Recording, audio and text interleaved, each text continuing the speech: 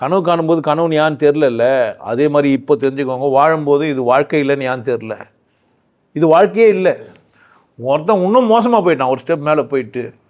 உலகம் நமக்கோர் சந்தை மடம், வருவோரும் போவோரும் தங்குமிடம், இதுவல்ல நமக்கு சொந்த இடம், இருக்குது வேறே புதிய இடம்.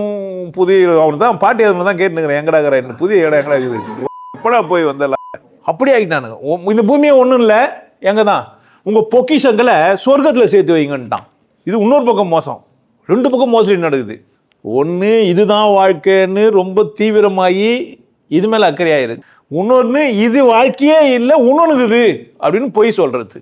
சார் அப்போ நீங்கள் என்ன தான் சொல்கிறீங்க அப்படின்னா, வாழ்க்கை கனவு விருப்பமாக இருக்கிற இடத்துல விருப்பமாக ஆக்கிடுறது புத்திசாலித்தனம். இப்போது எனக்கு விருப்பம் இருக்குது, எனக்கு விருப்ப தேர்வு இருக்குது. எப்போது கண்ணு திறந்து இருக்குது, காட்சிகளை நான் பார்க்குறேன், நான் பேசுகிறேன், அப்போ நான் யாரை பார்க்கலான்ற விருப்ப தேர்வு எனக்கு இருக்குது. கனவுல விருப்ப தேர்வு இல்லை. ஏன் காட்டப்படுற காட்சி கம்பல்சரினா பண்ணி ஆகணும், நான் பார்க்கணும். இதுவே கனவு தான், இவ்வளோ தான் காட்சி, இதுக்குள்ளே தான் விருப்ப தேர்வு.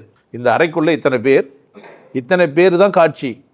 இதை தான் என்னால் என்ன பண்ண முடியாது, பார்க்க முடியாது, வரையறுத்துருக்குது.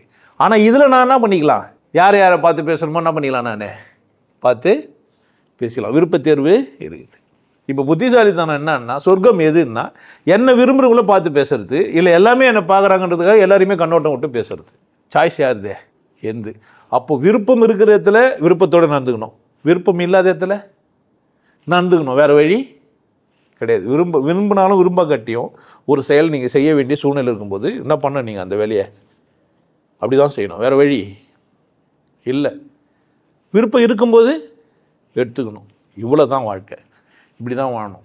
இதில் ஏன் அது இல்லைன்னா கேட்கக்கூடாது, கிடையாது, அப்படி செய்யப்படல. நம்ம என் கண்கள் எல்லைக்கு உட்பட்டது, அதுக்கு மேலே என்னால் என்ன பண்ண முடியாது.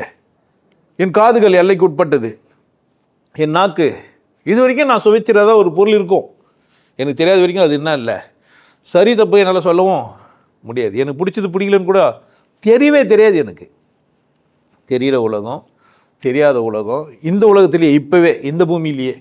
அப்போ நான் என்ன செய்யணும்னு கேட்டிங்கன்னா, எதெல்லாம் எனக்கு வேணும், எதெல்லாம் எனக்கு தெரியுமோ அது மட்டும் தான் எனக்கு வேணும்னு தோணும். தெரியாது இருந்தால் அதையும் நான் தான் பண்ண ஆரம்பிக்கணும், தெரிஞ்சுக்கணும். அப்போ தெரியாதுன்ற மனநிலையில் வாழணும். எப்படி வாழணும், இந்த உலகம் உனக்கு சொர்க்கமாக இருக்க வேண்டும் என்றால் நீ ரொம்ப ஆழமாக புரிஞ்சு வச்சுன்னு வாழணும். கொண்டாட்டம் என் பிறப்புரிமை, எப்படியெல்லாம் கொண்டாட்டம் வரும்னு எனக்கு தெரியாது. எப்படி வாழணும், உனக்கு என்ன சொல்லி கொடுத்துட்டாங்கன்னா, தெரியணும் வாழன்னு சொல்லி கொடுத்துட்டான்.